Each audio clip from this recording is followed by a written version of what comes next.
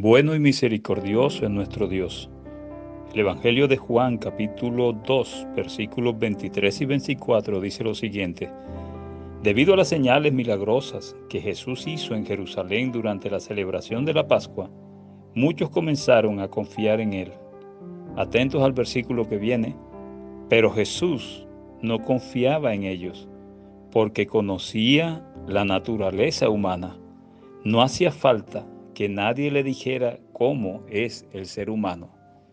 Yo creo que en estos tiempos que hemos vivido, estos tiempos de pandemia, este versículo nos hace ver la realidad de lo que estamos viviendo y la realidad de la condición, de la naturaleza del hombre. Me impacta ese versículo, pero Jesús no confiaba en ellos porque conocía la naturaleza humana. No hacía falta que nadie le dijera cómo es el ser humano. No podemos engañar a Dios. No podemos hacerlo. La palabra confiar no ha sido fácil en toda la historia. Y en estos tiempos parece ser muy difícil confiar en las instituciones en que normalmente deberíamos confiar. Instituciones dirigidas por hombres. Es muy difícil confiar. Alguien decía hace muchos años, y es una expresión que me ha quedado grabada, ese hombre decía: ¿a quién se le cree? ¿A quién se le cree? Y estamos viviendo un tiempo donde es complicado depositar nuestra confianza en algo o en alguien basándonos en el tsunami de contradicciones y pensamientos opuestos que están a nuestro alrededor.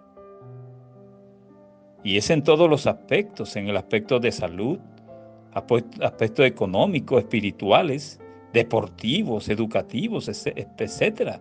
Un espíritu de confusión se ha desatado de una forma tremenda en estos tiempos, y tú y yo debemos estar bien atentos y bien apercibidos a lo que está sucediendo.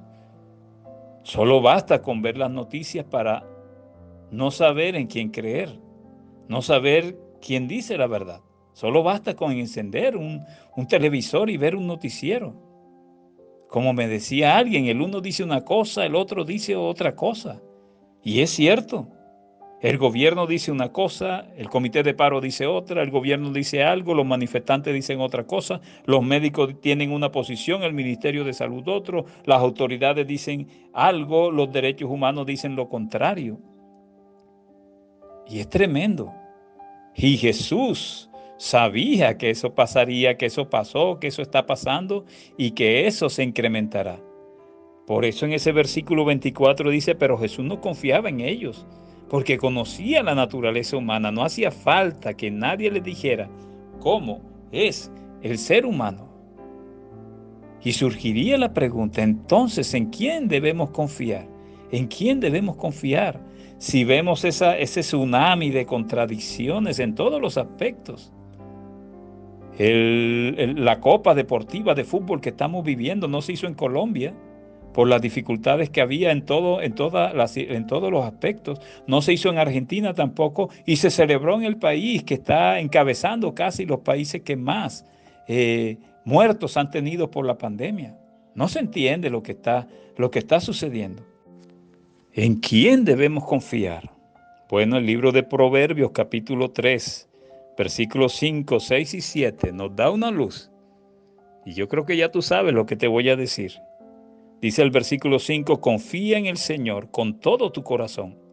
No dependas de tu propio entendimiento.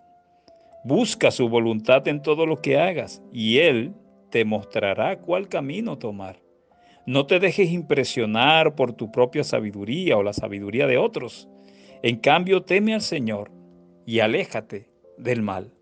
Realmente en estos tiempos el Señor nos ha llevado a que nuestra confianza esté depositada plenamente en Él.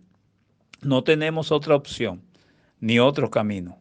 Yo te invito hoy a confiar en nuestro Señor, a afianzarte en Él y a tener la seguridad, como dice el versículo 5 de Proverbios 3, de confiar en el Señor con todo nuestro corazón y no depender de nuestro propio entendimiento o de lo que nosotros creemos que debe hacerse y creemos que es el camino a tomar.